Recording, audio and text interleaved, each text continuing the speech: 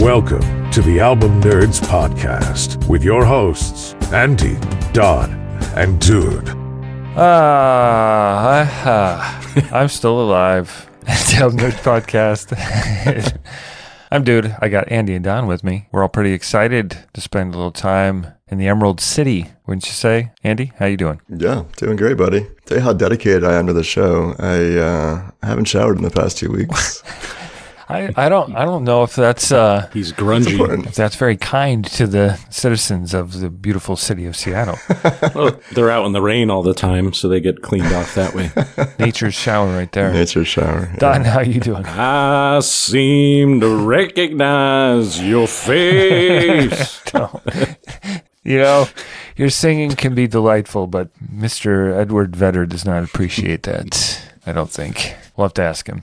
All right, yeah, so this is the Album Nerds Podcast. We love albums, the album format, talking about music. And this week we're going to be talking about artists from Seattle, Washington, beautiful Pacific Northwest city. And we've got a great show for you. We're going to go through our listening week, talk about some of the albums that we considered for today's show. Then we're going to go through our individual album selections. We're going to answer a question loosely related to today's topic. Then we're going to spin the wheel of musical destiny to find out what we'll talk about next time. But this week, it's all about Seattle. That's what I'm talking about!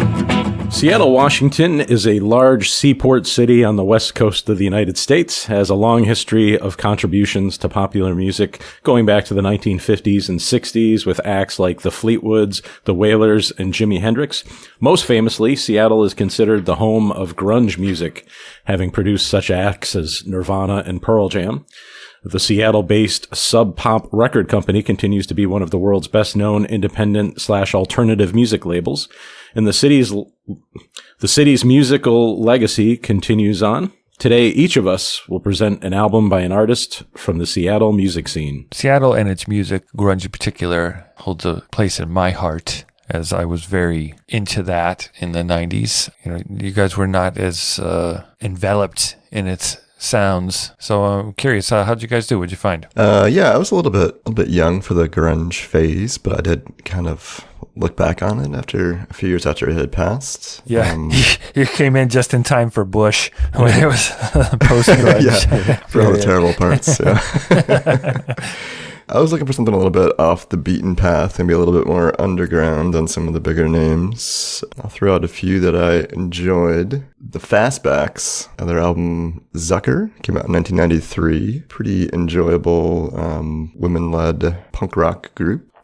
Also, to the dude's recommendation, The Presidents of the United States of America. Yeah, I did not like that at the time, but it's kind of cute now that I've gone back. Yeah. Pretty fun record, the self-titled record. Yeah, from the mid-90s.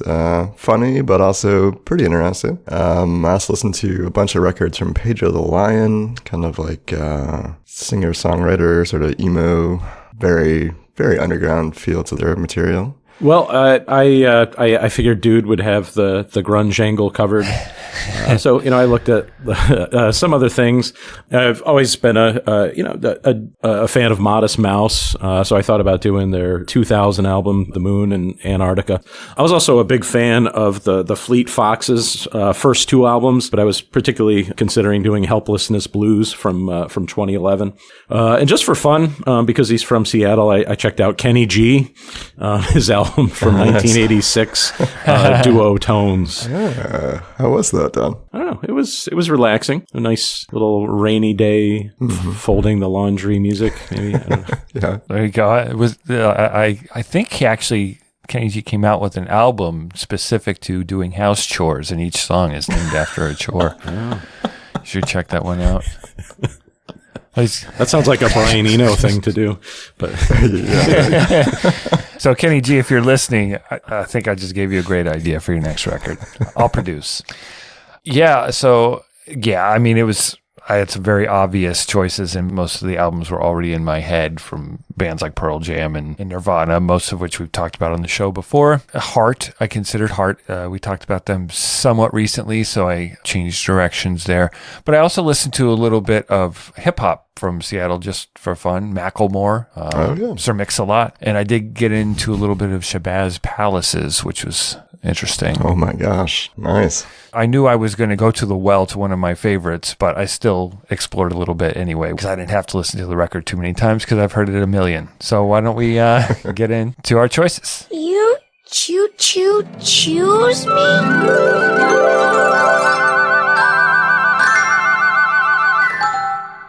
And people seem to be shocked by the word bitch. Bitch is a good word. Means a woman who doesn't take any shit. Yeah. All right, for my selection, we are indeed talking about some bitches.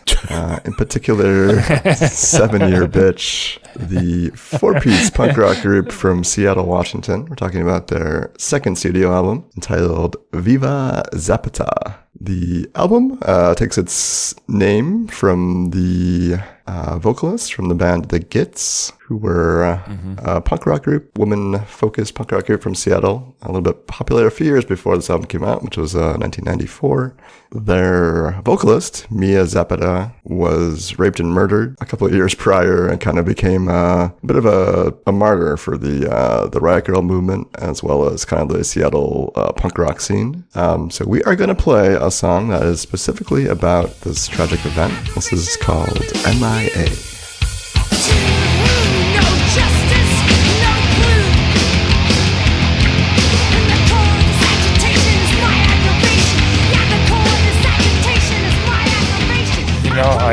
I couldn't help but get a lot of Henry Rollins vibes from some of the deliveries. I loved it. I thought it was really cool.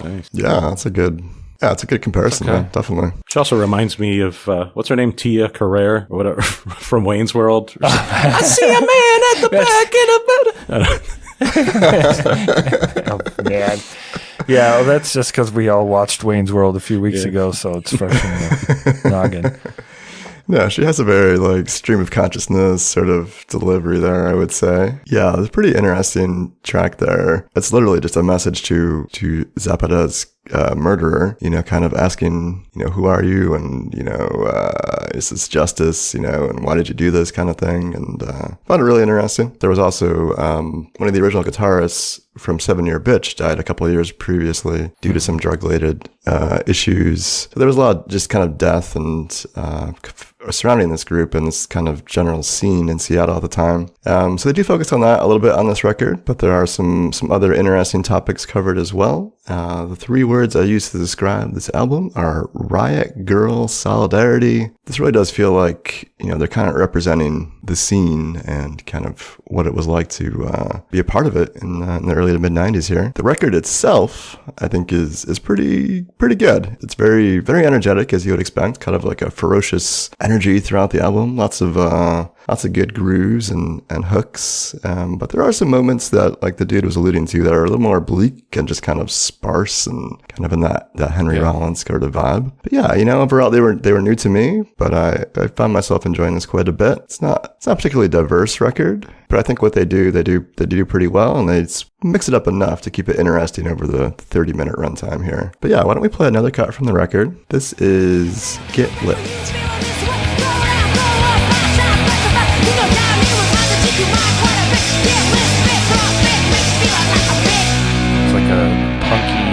The end of the world as we know it. Oh, yeah. Sort of. Maybe that's what I was drawn to. It could be. REM flavor was enough to get you interested. Yeah, so no clue what that song is about. As Andy said, it does seem like it's kind of stream of consciousness lyrics. That's the final cut on the album. And it has kind of, quiet verses and then, the chorus that, is super fast like that.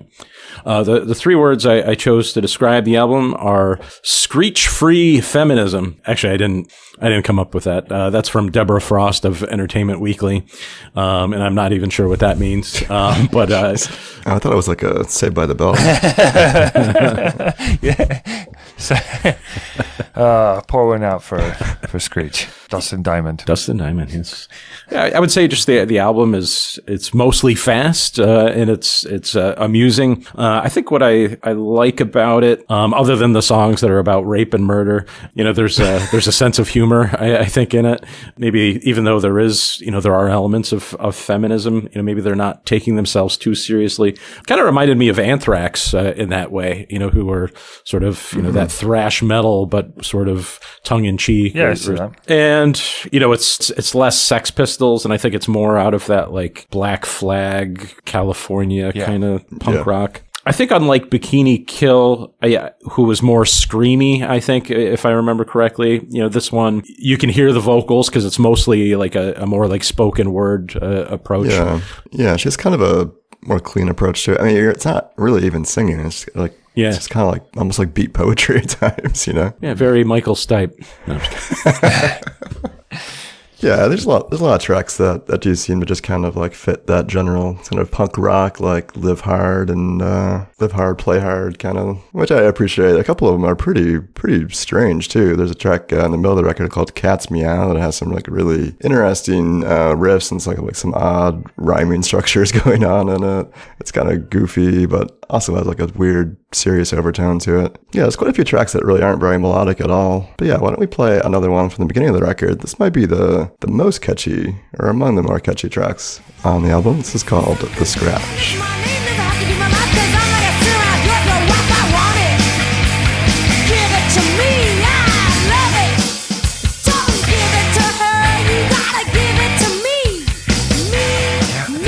Got quite a rhythm section, really, it's groovy at times, which is really cool. I really enjoyed those parts of what they were doing, and the song is kind of the grungiest, perhaps, on the album, and maybe that's part of why I was drawn to it as well. It explores the theme of intense desire and selfish longing for things. Gimme, gimme, gimme is how I would boil that song down.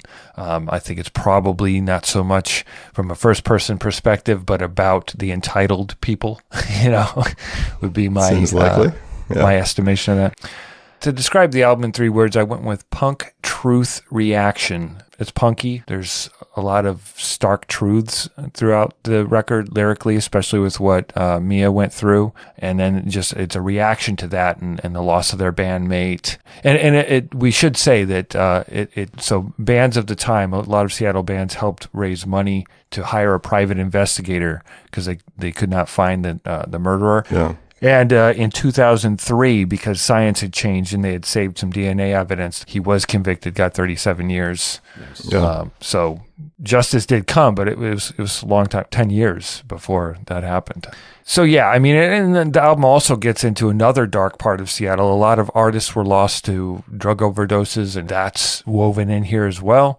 Yeah, it keeps your attention. I mean, lyrically, it's, but the sounds, the way that they work those grooves and the kind of machine gun attack of the vocals at times works really well. Yeah, the rhythm of the vocals is quite well done. Yeah, it's an important part of it. They never really broke through in terms of mainstream appeal. They put out one more record after this and then disbanded. Yeah, unfortunately, it seems like they kind of just had a bit of a black cloud over the group here and never really got the big break they were hoping for. Well, and the industry turned its back on Seattle too once the grunge thing dried up. Yeah, that spotlight kind of passed over. Yeah, well, I think that they did put out a pretty interesting crop of records here, and I think this middle one here, Viva, Zapata, was the most enjoyable to me. But if you're not familiar with the group, you enjoy the style of music, I think they're pretty good representation of what was going on at the time and this kind of riot girl movement that was taking place in the early to mid 90s. So once again, that was 7-Year Bitch, Viva, Zapata. I'm good enough, I'm smart enough, and doggone it, people like me.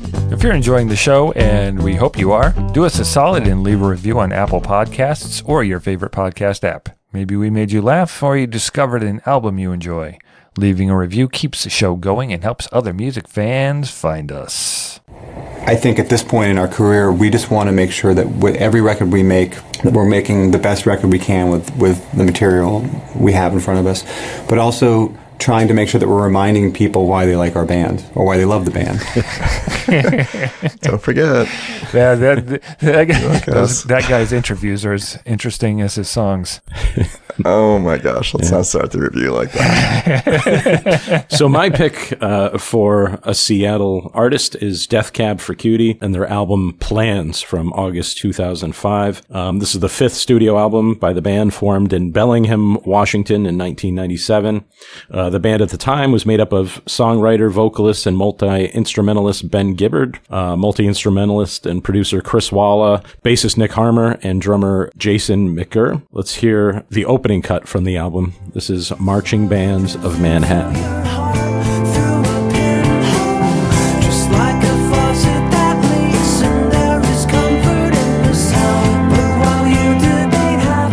Disappointed that it wasn't a rundown of the different instruments and such within the marching bands of Manhattan, but oh, and this one time at band camp. So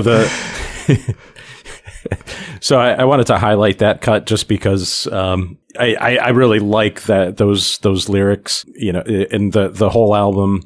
I think every song has some sort of kind of clever lyrical metaphor or something. The idea of debating half empty or half full and the cup of water filling up. I don't know. That's just, that's good stuff. Also, the interesting song structure with that one, all of a sudden, like 2 minutes in, they just keep repeating that same phrase. Mm-hmm. But anyway, so the three words I chose to describe the album are moody, lyrical pop. It's, I guess typical of Seattle and rain. There is sort of a moody vibe to most of their music, and definitely on this album, it's somewhat.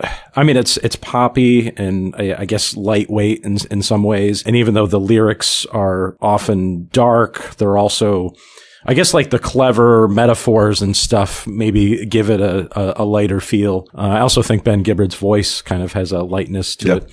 That's probably the one thing that maybe was a barrier to Death Cab to me at first was his voice.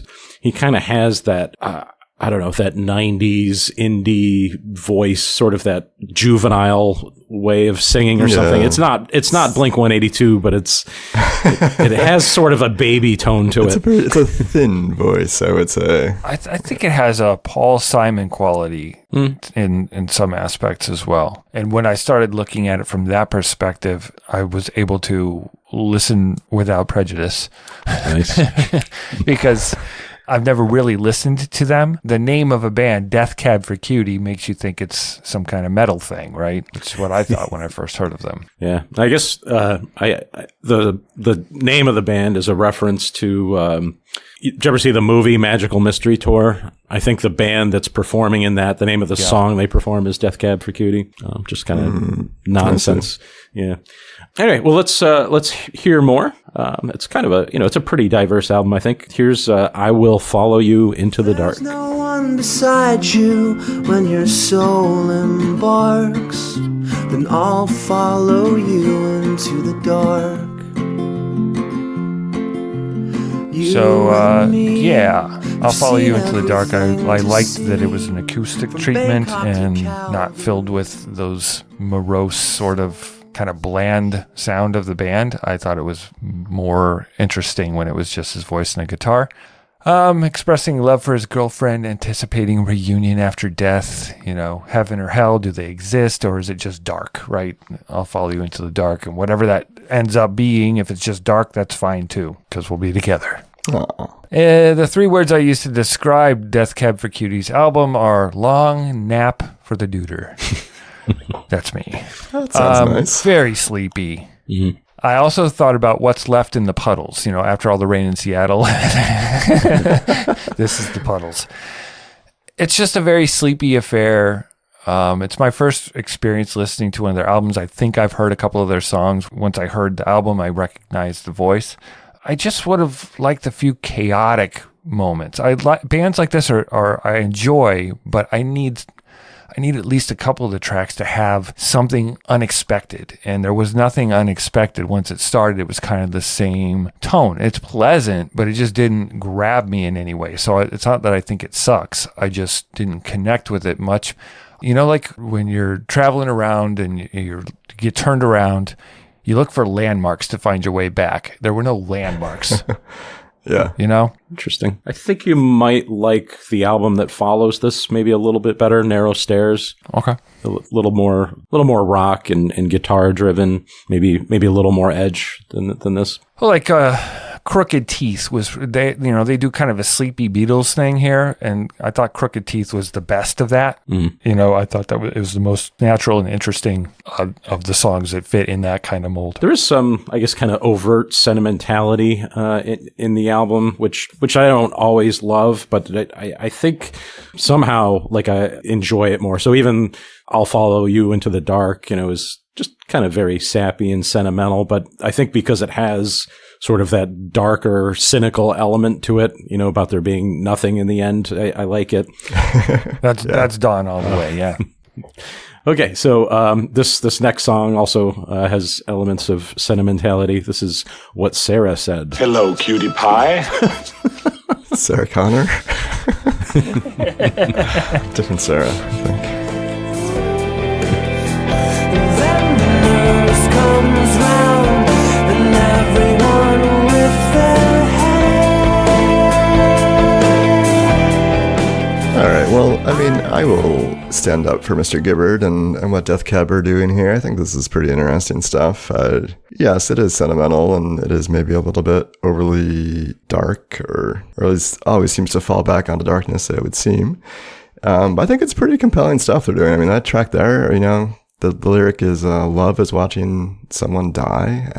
Wow, that's a pretty interesting statement. And, we're all a little bit older now. I'm sure we've all been there when someone's passed away. And it is a pretty, you really do have to care about someone to go through that moment with them. It's a pretty heavy thing to watch happen. And I thought that track really captured that sentiment really nicely. It really did.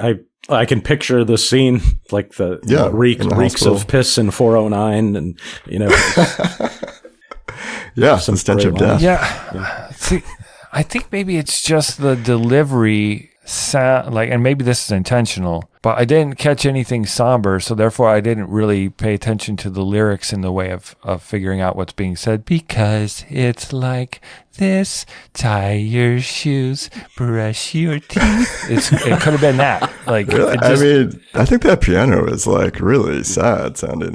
To me, I got a lot of emotion out of that. But I think that is maybe the best representation of what I want this album to be. Is I think Ben does a great job, and the lyrics are really interesting. His delivery, I think, grows on me after a while of kind of getting into that headspace. I just wish the band was brought a little bit more dynamicness to the sound. It does sound very samey from track to track in terms of the instrumentation. And it seems like all they really do is either be loud or soft. There's not a lot of interesting play amongst the instruments, at least for me. So the three words I use to describe this album are uber, hipster, emo.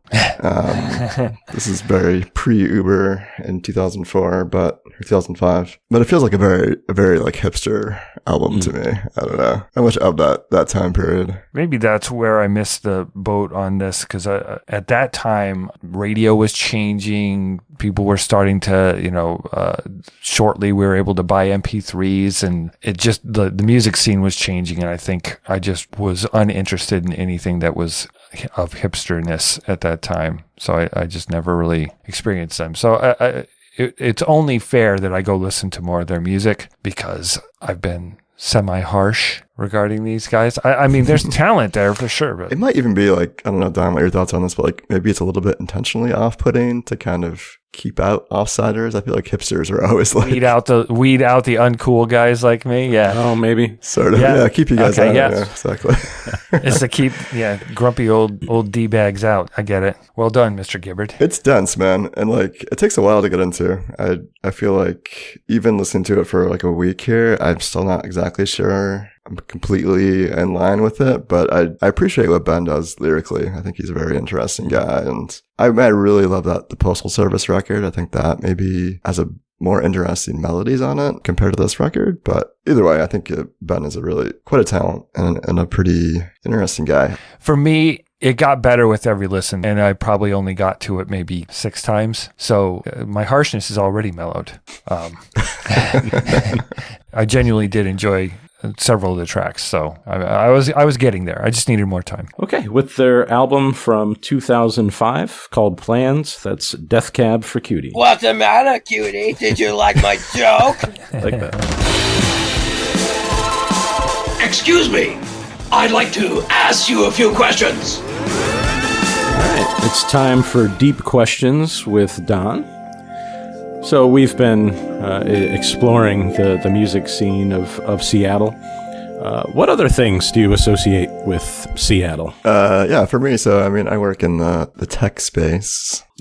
So I always think about the two big tech companies that are in Seattle, Microsoft and Amazon. Become a pretty big Microsoft fan, or I guess I used to hate Microsoft growing up, but now that I kind of think they're cool again. Amazon, I am so over Amazon. I don't know how you guys feel about Amazon lately, but I'm completely dependent on them, unfortunately. Like, yeah, me too. I hate that though. I'm a puppy, and they're the mama dog. It's a problem. It's hard to find anything online that is not on Amazon, for terms of shopping. Well, see, I've been beginning to explore what Walmart's offerings along the same lines, and they have some pretty quick delivery and stuff. So yeah, another great company. Yeah, that's the problem, right?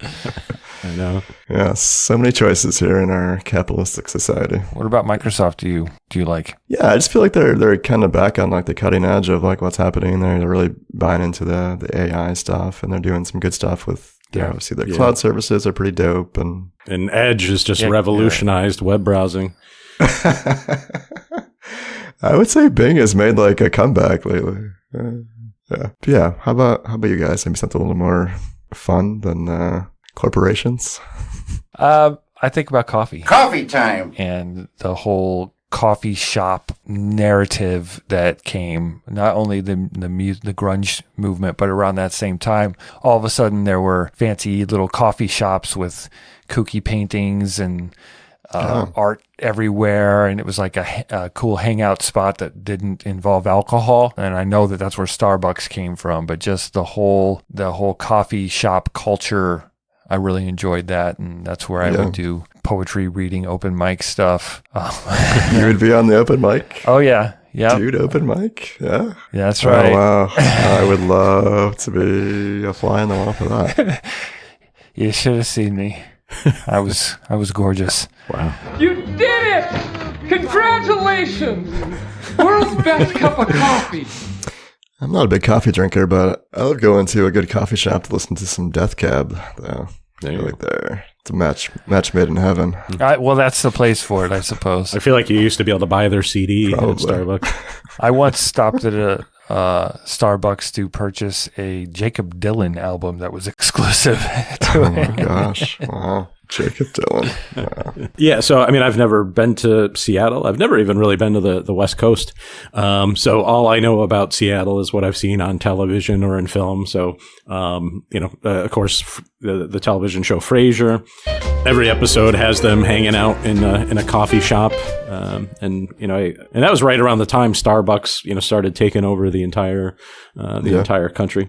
And then I also think of the film Sleepless in Seattle. Right, happened to be around the same time. Yeah, too. so there was like a Seattle revolution in the 90s. Well, and Niles was in Sleepless in Seattle as a brother-in-law or whatever, who was a psychiatrist, and then he ended up playing Niles Crane as psychiatrist. Wow. Yeah. Oh, that's wild. Right. Huh.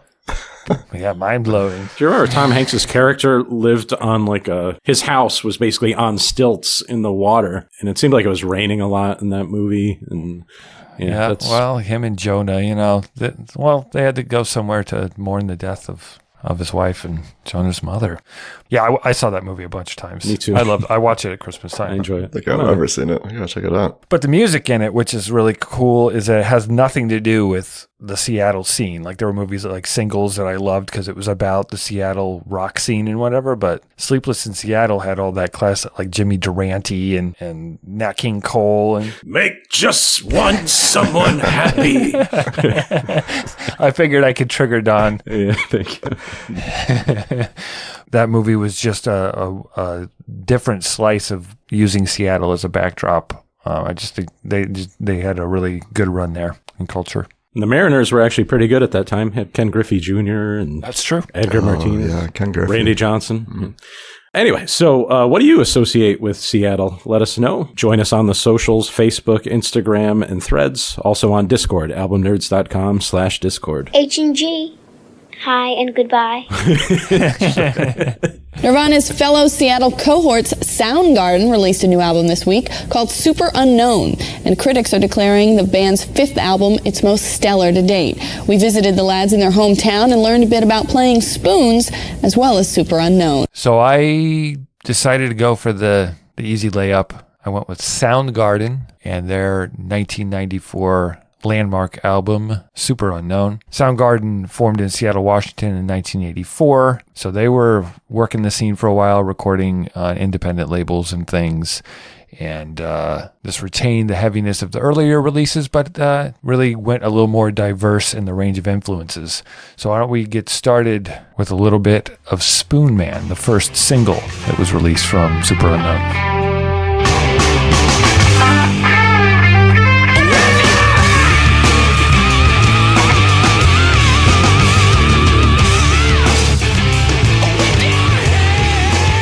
So that song was written by Chris Cornell and released February 14th, 1994 as the first single from the album. I remember going to a record store with my buddy Chris to get that single. We had to go to a couple of different locations to find a CD single copy that they had in stock. And that was when I got super excited about this band. This album captured metal influences with this newly evolving style, experimental recording techniques, some Middle Eastern and Indian flavors, Beatles-inspired elements, alternative tunings, weird time signatures. I mean, these guys, it's 70 minutes of somehow interesting oddities because there are the heavy metal moments I'm looking for, but then all these weird guitar riffs and sounds.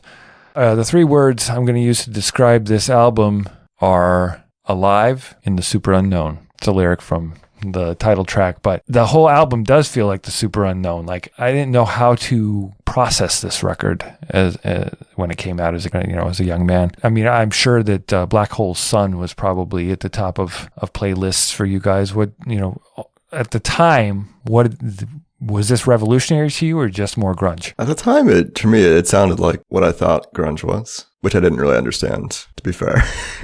But I do remember Black Hole Sun being on the radio all the time, for years and years after it came out. And I remember my dad listening to that for the first time and being like, oh man, I really like this song. Like, it's the sound of it he was really into. And then he heard the lyrical message and he's like, Andy, you can't listen to this anymore. This is too dark. Yeah, it really is lyrically dark, but I guess I didn't take it seriously. I just thought it was part of being Seattle. I didn't consider the source and what Chris Cornell may have been going through and how he was feeling and where this was coming from. I didn't think about that at the time. I just thought it was badass. Yeah, I experienced grunge mostly from afar. I saw it all on MTV and I heard the records and stuff, but I never got really, personally invested in it. But it's something I've warmed up to over time. And I think I like the song Spoon Man because it's not about darkness. It's about artists, the Spoon Man, this guy that played spoons throughout Seattle. And it's about the city and about the interesting artistic musical undercurrents that were going on there. And I think that's what drew me specifically to that song, even though on the surface it seems kind of dumb, Spoon Man coming together with your hands. It's not about drug use. Yeah, I think that was my original thought. It's hard not to find Spoon Man if you live in Seattle. And he finds you. Yeah, you just someday you'll be walking down the street and you'll be hearing these rhythms and you'll run into this guy hitting himself in the head with spatulas, and it's kind of a memorable experience. He's like the accordion guy in Rochester. Yeah, right.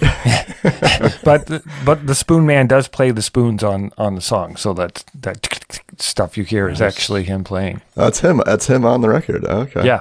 Yeah. This record has all sorts of weird stuff like that. There's weird production choices all scattered throughout it. It's kind of bizarre. Have you ever watched somebody play the spoons, Andy? They're like whacking it on their legs and their whole body. I mean, that's the spoons. They're whacking the spoons. Oh, yes. Okay. Enough utensil talk, I think. All right. So from the more lighthearted sort of bits of Spoon Man and to the darkness we talk about, let's listen to a little bit of Mailman.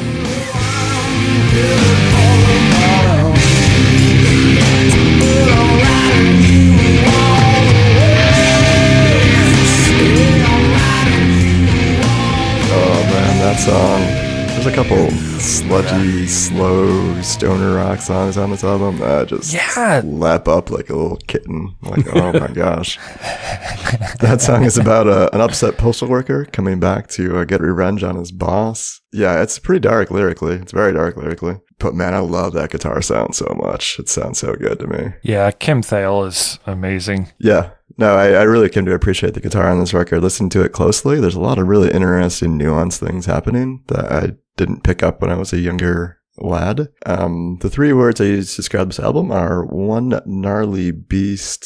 It's a long record, as you know, it's common at the time. But man, there's so many like just badass things happening on this record, in my opinion. I really found it even more rewarding to come back to as, you know, kind of a more mature music listener now. Yeah, they really did create like kind of a unique sound here. I mean, got me wondering, like, was this really the beginning of like the stoner rock sound on this album? But yeah, I was saying earlier, there's just a lot of like really strange effects and production choices. And, you know, obviously they switch up the guitar tunings, like a couple, you know, from track to track, it sounds different. There's all these like weird production choices. There's like strange like background sounds I was starting to hear listening to this on like headphones, like weird things, man. Yeah, it's a very adventurous listen, I would say. It's heavy and it's slow, but there's a lot of little nuanced stuff too. So. Yeah. At the time of this album, I was like in my 20s and I loved it because I loved songs on it. But as a whole listen, it was a little too much for me. I was waiting for songs like Fell on Black Days and Superunknown and Black Hole Sun and Spoonman and even like The Day I Tried to Live. Those were the songs I was waiting for because there's just so much to digest in it. Listening to it now and over the years, it definitely is so much more, and I can get lost and kind of live in it. And I couldn't before. I'd always jump out at certain times, you know? Right. I think it's pretty consistent, man. I really didn't find myself disliking any of the songs coming back to it. And even like the more bizarre tracks, like Half towards the end of the record, I found that really interesting. I thought for a Seattle group at this time to bring in like Indian influences into a song was just kind of like strange or unexpected, at least. Yeah, for sure. So the more accessible tracks would include this one. This is Fell on Black Days.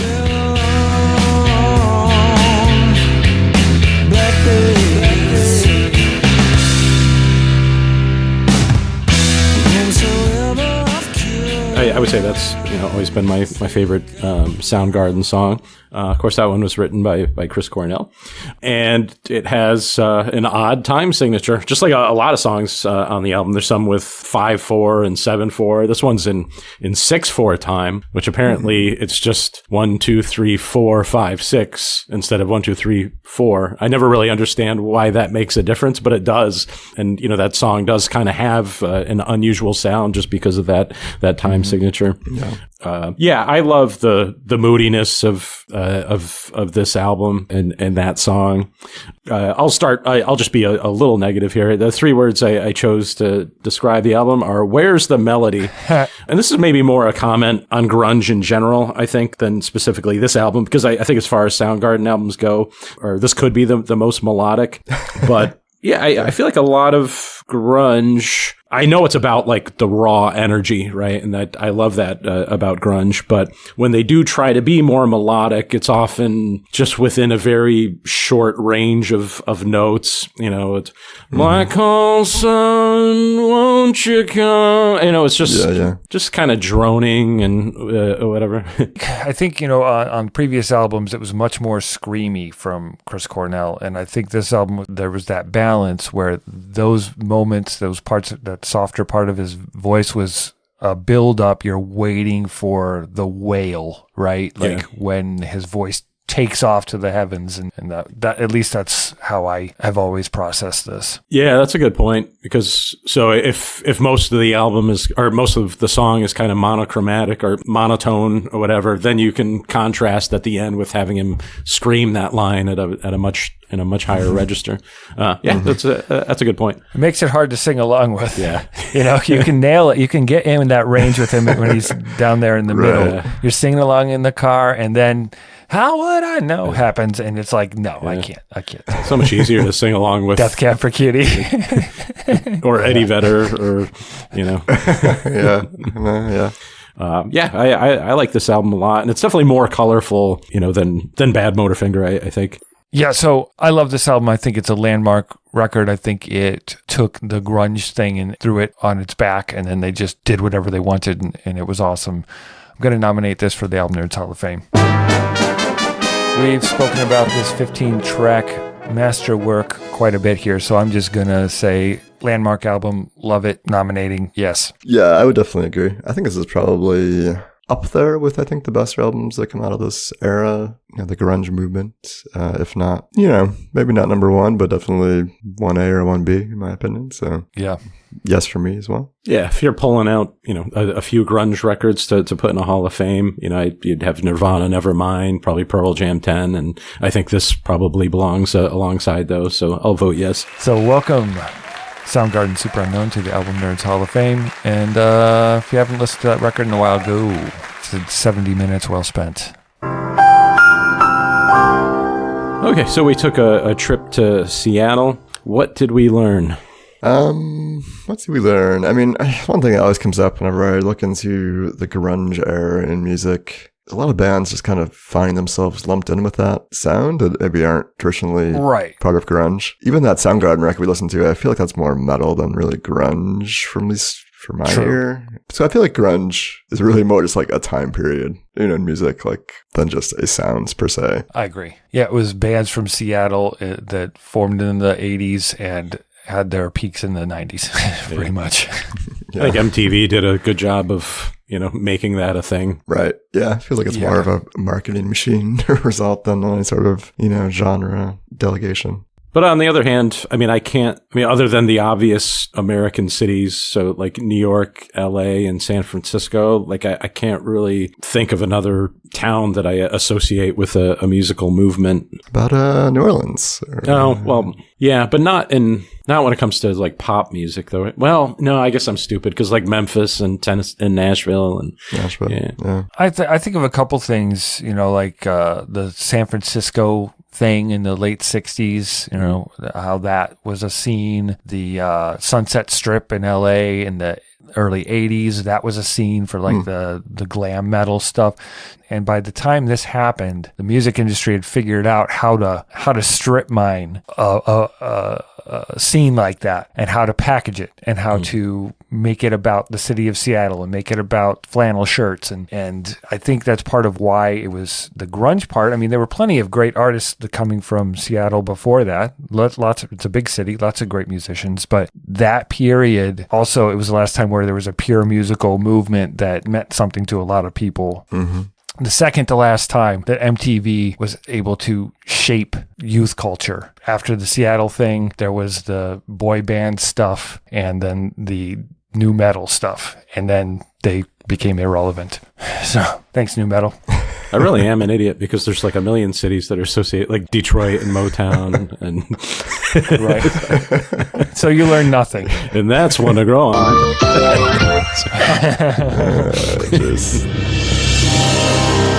I'm your density. Your destiny. All right, gather around, boys and girls. It's time to pull back the veil and take a peek at what destiny has in store for our eardrums next week. Please welcome my friend and yours, the Wheel of Musical Destiny. Merry Christmas! That doesn't sound like Blondbot I know. What's going on? We got reverse Grinched. We've been hijacked by the holidays. So it looks like fate has been disrupted by the holidays, as is our lives, turned upside down at holiday time. So we will be doing our annual Album Nerds podcast holiday spectacular. Well, doesn't that sound special? Yeah, exploring some of our favorite holiday albums, and friends and family and associates can chime in as well. All right, can't wait for some of that holiday cheer. Don't forget, you can suggest topics for the Wheel of Musical Destiny at our website, albumnerds.com. You can also vote for any ongoing Album Nerds Hall of Fame nominee. What's your favorite holiday album? What else are you listening to? Let us know. Join fellow Album Nerds on Discord at albumnerds.com/Discord. You can email us at podcast@albumnerds.com. Follow us on Facebook, Instagram, and Threads at Album Nerds.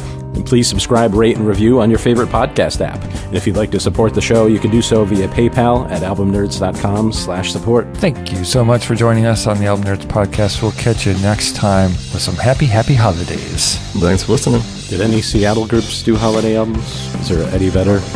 Deck the halls with boughs of holly. That sounded more like Hootie and the Blowfish. Up on the housetop, reindeer paws. No. It's close.